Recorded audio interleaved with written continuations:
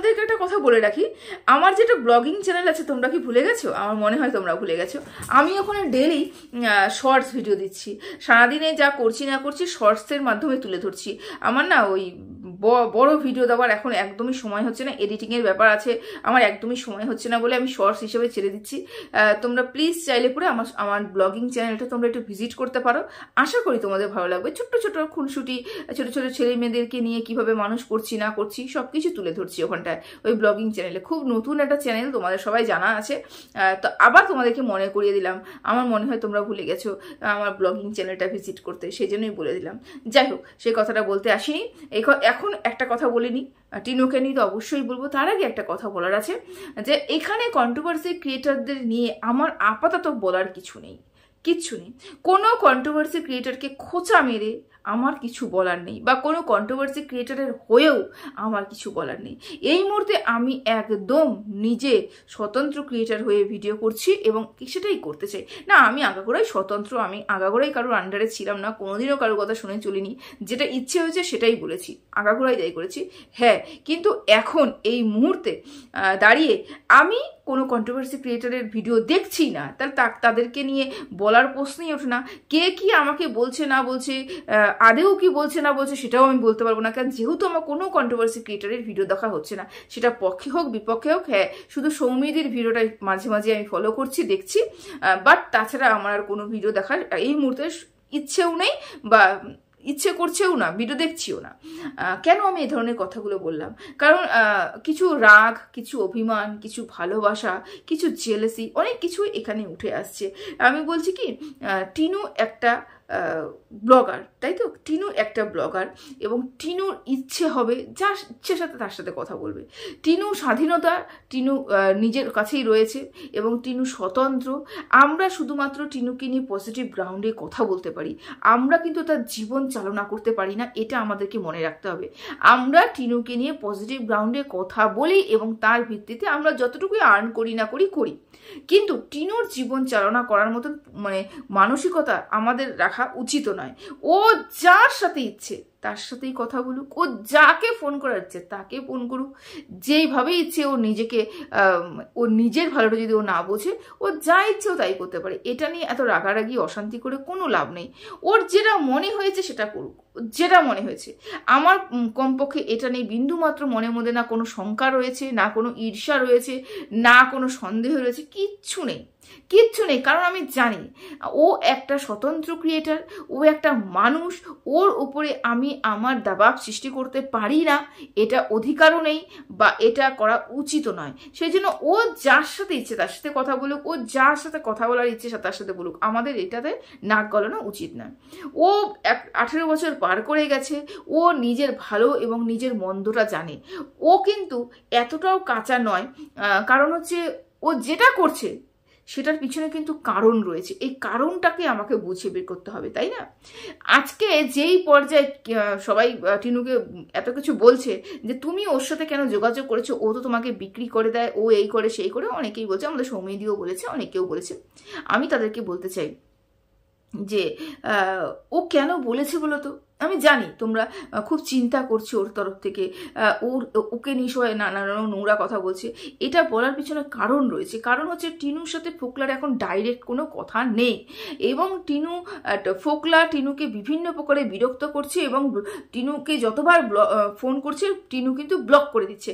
কিন্তু টিনুরও কথার বলার প্রয়োজন আছে, টিনুর কিছু কথা তার কাছে পৌঁছানোর প্রয়োজন আছে, যে তোমার জীবনে, যে আমার জীবনে তোমার আর কোনো প্রয়োজন নেই, আমি তোমার জীবনে আর ফিরে আসছি না, তুমি এখান থেকে বেরিয়ে যাও। আর যা যা টিনু বলা দরকার টিনু বলার দরকার আছে, কারণ যেই হারে ফোকলা তাকে বিরক্ত করছে এবং বিভিন্ন ফোন থেকে ফোন করছে, এবং টিনু কোনো ফোনই ধরছে না বা রিপ্লাইও করছে না, সবগুলো নম্বর ব্লক করে দিচ্ছে। তাহলে মধ্যস্থ একজনই রয়েছে, যার হয়ে যাকে যদি আমি কিছু জানাই তাহলে কিন্তু এটা টিনার কাছে, ফোকলার কাছে পৌঁছে যাবে। ওই কারণেই কিন্তু টিনু কোনো একজন কন্ট্রোভার্সি ক্রিয়েটারের সাথে যোগাযোগ করছে। এটা নিয়ে নেগেটিভ ভাবার কিছু নেই। আর আমি জানি আমরা যারা টিনুর পাশে দাঁড়িয়ে আছে তাদের মনে এতটাও ছোট নয়, বা হিংসা তো আসতেই পারে না। যার যখন যেভাবে ইচ্ছেতে সেইভাবে উন্নতি হোক, এটাই কামনা করি। আমার এখানে একটাই উদ্দেশ্য, সেটা হচ্ছে টিনাকে নিয়ে পজিটিভ গ্রাউন্ডে কথা বলা। আমি কথা বলেই যাব, যতদিন না দেওয়ালে পিঠ ঠেকছে, যতদিন না দেখবো যে আমি নিজের চোখে দেখবো বা আরও 5টা ছেলের সাথে টিনুর শারীরিক সম্পর্ক তৈরি করেছে, যতদিন না প্রমাণ পাবো ওয়াইটিতে, ততদিন তো কপ্পকে টিনুর সাথ ছাড়ছি না, টিনুকে নিয়ে বলেই যাব। আচ্ছা, এবার বলি, টিনু হচ্ছে এমন একটা মেয়ে যে ও কোনোদিনও চায় না ওর জন্য কোনো একটা মানুষ সাফার করুক। ও চাই না, হ্যাঁ, ও এরকম একটা মেয়ে, ও চায় না যে ওর জন্য কোনো একটা মানুষ কষ্ট পাক, নির্দোষ শাস্তি পাক, এটা চায় না। এবার কেন এই ধরনের বক্তব্যগুলো রাখছি? কারণ ফোকলা লাইভের মধ্যে অনেক কিছু বলেছিল, তো তার মধ্যে একটা অন্যতম কথা বলেছিল কমিউনিটি পোস্ট।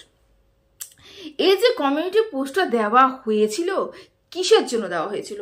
জানান দেওয়ার জন্য দেওয়া হয়েছিল কি যে আমার এবং ফোকলার মধ্যে সম্পর্ক রয়েছে? না, এটার থেকে বেশি এটার জন্য এখানে কমিউনিটি পোস্টটা দেওয়া হয়েছিল যে সঙ্গী মানে ওর বান্ধবীকে টার্গেট করা হচ্ছিল, ওর বান্ধবীকে বলা হচ্ছিল বান্ধবী সর্বেসর্বা, বান্ধবী হচ্ছে মূল নষ্টের কারণ, বান্ধবীর ওপরে যেন কোনো প্রেশার না আসে, বান্ধবীর সংসার জীবন যাতে নষ্ট না হয়ে যায়, বান্ধবীকে যেন হেনস্থা কেউ না করে, বা সোশ্যাল মিডিয়াতে যেন বান্ধবীর চরিত্র বিক্রি না হয়। এই কারণে এত বড় রাস্টিক ডিসিশনটা টিনু নিয়েছে। টিনু নিজের জীবনের কথা কোনো দিনও চিন্তা করেনি যে আমার একটা জীবন রয়েছে, পরবর্তীকালে আমি যে এরকম একটা ডিসিশনটা নিলাম, তাহলে আমি কি করব, মানে আমার ভবিষ্যতে যদি কোনো এই পদক্ষেপের জন্য যদি আমার আরও কিছু সাফার করতে হয়, এই সব চিন্তা কিন্তু টিনু করেনি। তবে এই সব করার সময় কিন্তু মানে এই যে পরামর্শগুলো নেওয়ার জন্য কিন্তু ফোকলার সাথে অবশ্যই একটা আলাপচারিতা হয়েছে। ফোকলাও তাকে বাধা দেয়নি, ফোকলা কোনো দিনও তাকে বাধা দিবেই না। ফোকলা চাইবে টিনু এরকম অনেক কাজ করুক যেখানে টিনু প্রমাণ দিয়ে যাবে যে ফোকলার সাথে টিনার সম্পর্ক রয়েছে। টিনা যদি সেদিন কমিউনিটি পোস্টটা না দিত, আজকে কারোর দম ছিল না টিনাকে এইভাবে হ্যারাস করার, আর তখনও টিনাকে এরকম পরিমাণে হ্যারাস হতো না। কিন্তু টিনা একমাত্র এই কাজটা করেছে ওর বান্ধবীর মঙ্গল কামনার জন্য। এর থেকেই বোঝা যাচ্ছে টিনা নিজের জীবনটা ঝুঁকি রেখে অন্যের জন্য কিন্তু অনায়াসে মানে করতে পারে, মানে নিজের জীবন বলিদান দিয়ে দিতে পারে। সঙ্গীর জন্য কিন্তু নিজের এত বড় ক্ষতি ও করে নিয়েছে টিনু জানতোই না সেই কমিউনিটি পোস্টটা তাকে কতটা ভোগাবে। এবং ফোকলা তো চাচ্ছেই সুযোগের সৎ ব্যবহার করতে, এবং ফোকলাও ওকে না করেনি। একটা ভদ্র, সভ্য, তারপর দায়িত্ববান পুরুষ যদি হতো, তাহলে কিন্তু কোনো দিনও ফোকলা এটাকে পারমিশন দিতে পারতোই না যে তুমি এই ধরনের রাষ্ট্রিক ডিসিশনটা নিও না। তুমি যে কমিউনিটি পোস্টটা দেবে, এই কমিউনিটি পোস্টে আমিও ছেলে মানুষ, আমার যা হোক, কিন্তু তোমার একটা বড় কলঙ্ক আসতে চলেছে, যেখানে তুমি ডিভোর্স হয়নি, যেখানে মানে এত গন্ডগোল হয়ে আছে, বাচ্চাটা ওখানে রয়ে গেছে, এই ধরনের কথা বলে কিন্তু টিনুকে আটকানো যেতেই পারতো। এবং সঙ্গীর কোনো কিছু যদি পেছনে যদি কোনো কালো করতুত না থাকতো বা কালো কোনো ঘটনা না থাকতো, তাহলে সঙ্গীকে ভয় পাওয়ার কিছুই ছিল না। কিন্তু টিনু কিন্তু সঙ্গীকে বাঁচানোর জন্য ওই কমিউনিটি পোস্টটা দিয়েছে, এবং অবশ্যই ফোকলার ইচ্ছেতে কাজটা করেছে। দ্বিতীয়ত, বাচ্চা নিতে টিনু চায়নি, কিন্তু ফোকলা তার লাইভে বসে বলে গেছে বাচ্চা নেওয়ার জন্য হাইকোর্ট অবধি কিন্তু টিনু পৌঁছেছে। তাহলে একটা মা যখন বাচ্চা নেওয়ার জন্য, কে বলছে? টিনুর শত্রু বলছে যে হ্যাঁ, টিনু প্রচুর টাকা খাইয়েছে। কাকে খাইয়েছে? বকদাদাকে খাইয়েছে। প্রচুর, শুধুমাত্র বাচ্চার সাথে দেখা করার জন্য, বাচ্চার কাস্টাডি পাওয়ার জন্য, বা যাই করার জন্য, বাচ্চা সংক্রান্ত কেসের জন্য কিন্তু প্রচুর টাকা বক খেয়েছে এবং হাইকোর্ট অবধি দৌড়েছে। তার মানে আমরা এখানে ধরে নিতেই পারি ফোকলার কথা হিসাবে ফোকলার লাইভ দেখে এটা ধরে নিতেই পারি যে টিনু কিন্তু বাচ্চার জন্য দৌড়েছিল। এবার ব্যাপার হচ্ছে টিনু যার হাত ধরে গেছিল সেই হাতটা কি শক্ত সবল ছিল কিনা, যে হাত ধরে টিনু পথ চলাটা শুরু করেছিল, মানে আইনি পথে চলাটা শুরু করেছিল, সেই হাতটা কি সত্যি সত্যি কার্যকারী ছিল কিনা, এটা হচ্ছে দেখার বিষয়। কারণ আমরা এখনো পর্যন্ত কোনো ফল পাইনি বলে আমরা এটা বলতেই পারি টিনু যেই হাতটা ধরে চলেছে বা চলছে সেটা কিন্তু কোনো দিকেই সফলতা এনে দিতে পারেনি। শুধুমাত্র টাকার কথাটাই আমরা শুনে গেছি, টাকার গল্পটাই শুনে গেছি। আচ্ছা, এবার থাকলো টিনা বাচ্চাকে নিতেই চায়নি, অথচ ফোকলা তার লাইভের মধ্যে অজস্র সত্যি কথা বলে গেছে। ফোকলা নিজেকে প্রমাণ করার জন্য এবং টিনাকে বদনাম করার জন্য অনেক সত্যি কথা এখানটায় বলে গেছে। যদি লাইভটা প্রাইভেট না থাকতো তাহলে তোমরা গিয়ে আরও একবার দেখতে পারতে যে ফোকলা ওখানে কি বলেছিল। দেখো, প্রথম কথা ফোকলা একটা কথা বলেছিল যে যখন প্রথম টিনা ওই বাড়িতে গেল, মানে বাপের বাড়িতে গেল এবং টিনার বাবা মা ওখান থেকে ওকে বের করে দিল, তার আগে হচ্ছে ফোকলার বাবা মা যখন ওই বাড়িতে গেল এবং টিনার সাথে মানে সম্পর্ক তৈরি করার কথা বলা হলো, তখন কিন্তু ফোকলাই একমাত্র মানুষ যে শুধু বলছে ডিভোর্সটা আগে প্রয়োজন, ডিভোর্সটা আগে প্রয়োজন, ডিভোর্সটা আগে প্রয়োজন।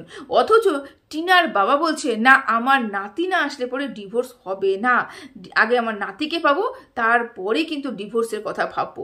কিন্তু ফোকলা বলছে যে তুই আমার জীবনটা নষ্ট করে দিচ্ছিস, কারণ আমি এরকম কতদিন ঝুলে থাকবো, তুই যখন ডিভোর্স নিবিই না তাহলে তুই কেন আমাকে আশ্বাস দিচ্ছিস বা তুই এরকম পদক্ষেপ নিচ্ছিস না কেন।